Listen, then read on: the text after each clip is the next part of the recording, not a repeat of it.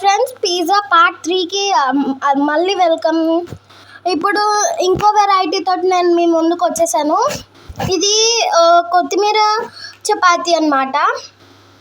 నేను ఇందాక పిజ్జా చేశాను. అది అంటే లాస్ట్ టైం ఫస్ట్ పార్ట్లో పిజ్జా చేశాను కదా, అది మైదా పిండితోటి, గోధుమ పిండితోటి. ఇది కూడా అంతే. పిల్లలకి కొత్తిమీర తినరు కదా, ఇది ఒక స్పెషల్ డిష్ టైప్.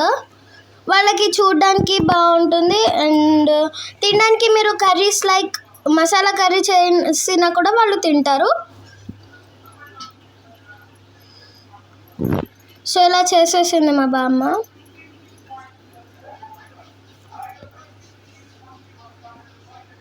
మీకు వేరే చపాతీని కూడా చూపిస్తాను, మీకు వేరే టైప్ చపాతీ కూడా చూపిస్తాను. మీ పిల్లలు ఎక్కువగా కాకరకాయ తినకుండా ఉండొచ్చు. ఇప్పుడు మేము వేరే టైప్ వచ్చేసి కాకరకాయ చపాతీ, అది ఆల్రెడీ ఒకటి తయారు చేసి పెట్టింది బామ్మ. ఇదేమొచ్చేసి కాకరకాయ చపాతీ అన్నమాట. లోపల గ్రేవీ ఉంటుంది, చాలా బాగా చేసింది. అసలు ఎలా చేసావు బామ్మ కాకరకాయని? కాకరకాయ కూరకి ముందర చింతపండు వేసి కాకరాయ ముక్కలు, ఉప్పు, పసుపు వేసి ఉడకబెట్టి కొంచెం బాగా చేయాలి. తర్వాత కొంచెం నూనె పెట్టి నూనెలో ఉల్లిపాయ ముక్కలు వేసి వేయించాలి. కొంచెం బాగా వేగిన తర్వాత దాంట్లో కాకరకాయ ముక్కలు వేయాలి. కాకరకాయ ముక్కలు వేసి దాన్ని బాగా వేయించాలి. అది కూడా పక్కన శనగపిండి పెట్టి వేయించాలి. శనగపిండి కొంచెం, ఆ శనగపిండి వేగిన తర్వాత దాన్ని పక్కన పెట్టాలి. ఇప్పుడు కాకరకాయ ముక్కలకి అది వేగిన తర్వాత దాంట్లోనూ కారం, కూర కారం ఉంటుంది కదా, మనం కారం పెట్టిన కూర వండుకుంటూ ఉంటాము, అలాంటి కారం వేసి కొంచెం అవిసె గింజలు వేసుకుంటే ఆరోగ్యానికి చాలా మంచిది. అవిసె గింజలు బజార్లో దొరుకుతాయి, ఏ షాపులో అయినా దొరుకుతాయి, సూపర్ మార్కెట్ ఎక్కడైనా దొరుకుతాయి. వాటిని తీసి పోపు పెట్టి పోపులో ఆవాలు, అవిసె గింజలు, మినప్పప్పు వేసి వేయించి ఆ పోపుని కాకరకాయలు మగ్గ పెడుతున్నాం కదా దాంట్లో కలపాలి. కలిపి అది వేయించిన తర్వాత ఈ కాకరకాయ ముక్కల్లో వేసేసి బాగా కలపాలి. ఈ కారం కూడా వేసాం కదా, కారం, శనగపిండి అన్నీ నూనెలో వేసి కాకరకాయ ముక్కల్లో ఉల్లిపాయల్లో వేసేసి దానికి సరిపడ ఉప్పు వేసి దాన్ని బాగా వేయించాలి. వేయిస్తే అది ఈ రూపంలో వస్తుంది.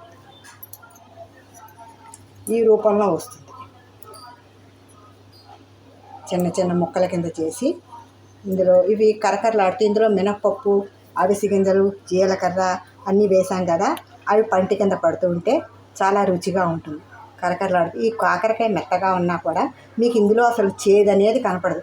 మీరు గింజలు చూపిస్తే కానీ వాళ్ళకి తెలియదు కాకరకాయ అని. లేకపోతే వాళ్ళు శుభ్రంగా తింటారు, పిల్లలు చాలా ఇష్టంగా తింటారు, వెరైటీగా ఉంటుంది.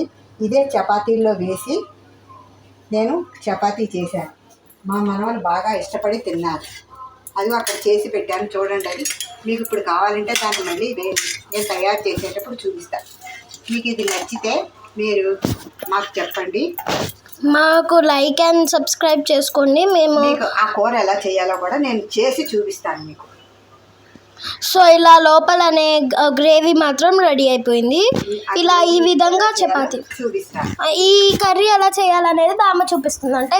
చూపించాం. ఇప్పుడు కాదు, నెక్స్ట్ వీడియోలో మళ్ళీ ఆ కూర తయారు చేయడం చూపిస్తాను. ఇప్పుడు ఈ గ్రేవీని ఇందులో పెట్టడం. గ్రేవీ అంటే అది పొడి పొడిలాడుతూనే ఉంటుంది. అది వారం 10 రోజులు కూడా నిలవ ఉంటుంది. దాన్ని ఫ్రిడ్జ్లో కూడా పెట్టుకోక్కర్లేదు. ఫ్రిడ్జ్లో పెడితే పట్టకపోతే పాడైపోతుంది అనుకోవడం ఉండదు. అది కూడా బాగానే ఉంటుంది.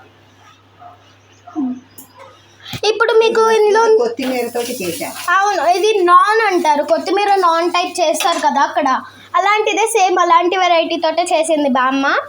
సో ఇది వెన్నపూస వేసుకుంటే బాగుంటుంది. వాటిలో వెన్నపూస వేసుకుని చేసుకుంటే చాలా టేస్టీగా ఉంటుంది. పిల్లలు బాగా ఇష్టపడతారు. పిల్లలకి ఇప్పుడు అందరికీ ఇష్టమే కదా. ఇప్పుడు చేసిన చపాతీలు అవి కూడా మా మనవలు చేశారు. వాళ్ళకి ఎలా చేయాలో చెప్పాను నేను, అందుకని వాళ్ళు అలా చేశారు. ఇది కూడా మీకు నేను చూపిస్తాను ఎలా చేయాలో. కూర ఎలా చేయాలో నేను చూపిస్తాను. ముందర దీని వాతావరణం అది మీరు చూడండి. ఇది ఎలా పెడుతున్నానో ఎలా చేస్తున్నానో చూస్తే మీకు ఒక ఐడియా వస్తుంది. ఈ కూర సంగతి నేను తర్వాత మీకు మళ్ళీ చేసి చూపిస్తాను. మళ్ళీ వేరే వీడియోలో మేము తీస్తాము. అంతలోపు మమ్మల్ని ఫాలో చేస్తూ ఉండండి. మేము చేసిన వీడియోకి కనీసం లైక్ అండ్ సబ్స్క్రైబ్ చేసుకోండి. మేము ఇలాంటి వెరైటీస్ ఇంకా చేయగలము.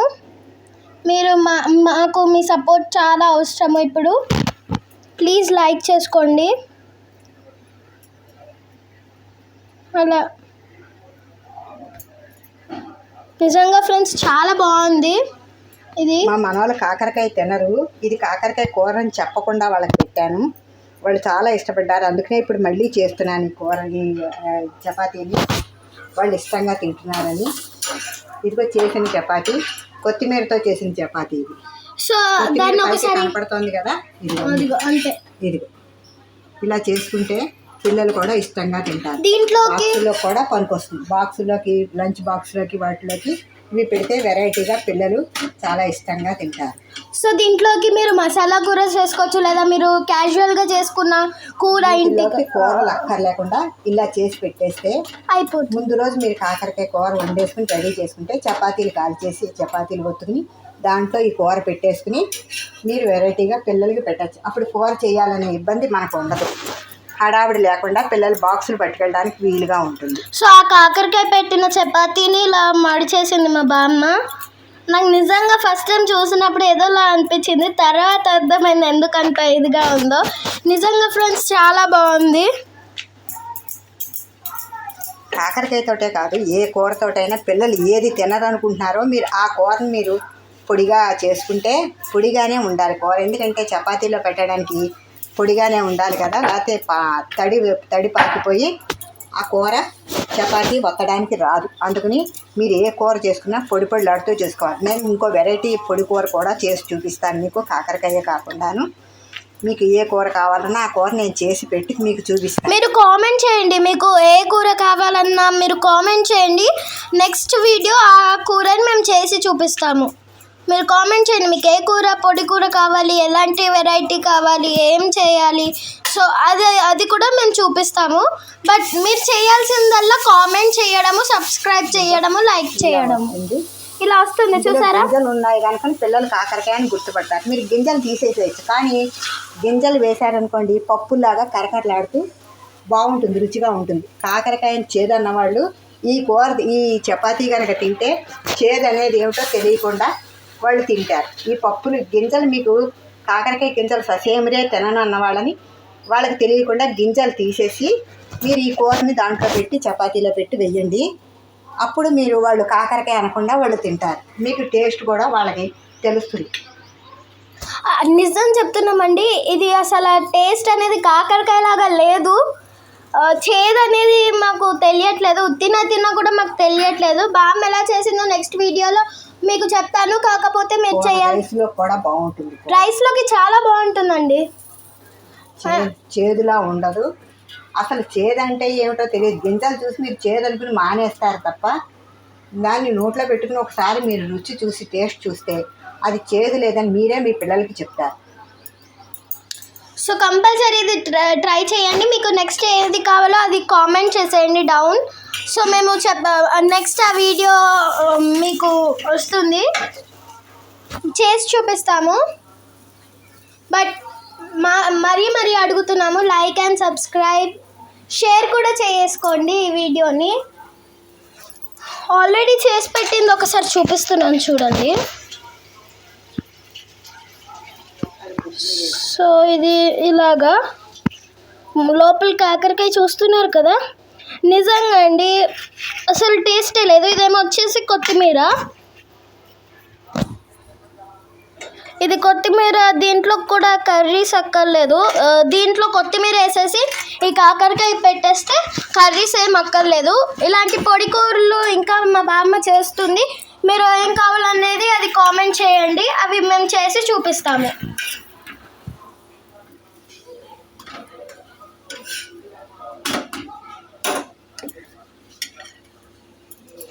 పిల్లలకి వెన్నపూస వేసి పెడితే, నెయ్యి వెన్నపూస పిల్లలకి ఎక్కువగా వాడితే వాళ్ళకి ఆరోగ్యము తెలివితేటలు పెరుగుతాయి. నెయ్యి తినకూడదు, ఒళ్ళు వస్తుంది అని చెప్తూ ఉంటారు. కానీ పూర్వం కాలంలో అందరూ వెన్నపూసలు నెయ్యిలు వేసుకు తినేవారు. వెన్నపూస మరీ మరీ మంచిది, ఎందుకంటే పిల్లలు చదువుకుంటారు, వాళ్ళ ఆరోగ్యానికి వేడి చేస్తుంది, వాళ్ళ చదువు వేడి కదా మా పిల్లలకి. ఆ వేడి తగ్గాలంటే వెన్నపూస బాగా వేసి మీరు ఎందులో వేసుకు తిన్నా బాగానే ఉంటుంది. కానీ ఆవకాయ వేసి వెన్నపూస వేసి పెట్టండి, వాళ్ళు శుభ్రంగా తింటారు, ఏ వంక పెట్టరు వాళ్ళు. చాలా నీట్గా ఉంటుంది, చాలా రుచిగా ఉంటుంది. వెన్నపూస నెయ్యి మటుకు పిల్లలకి కంపల్సరీ పెట్టండి. ఇది ఒళ్ళు వచ్చే పదార్థాలు కాదు, ఇవి రెండు. ఇవి ఒళ్ళు రాదు, వీటికి ఆరోగ్యము తెలివితేటలు పెరుగుతాయి.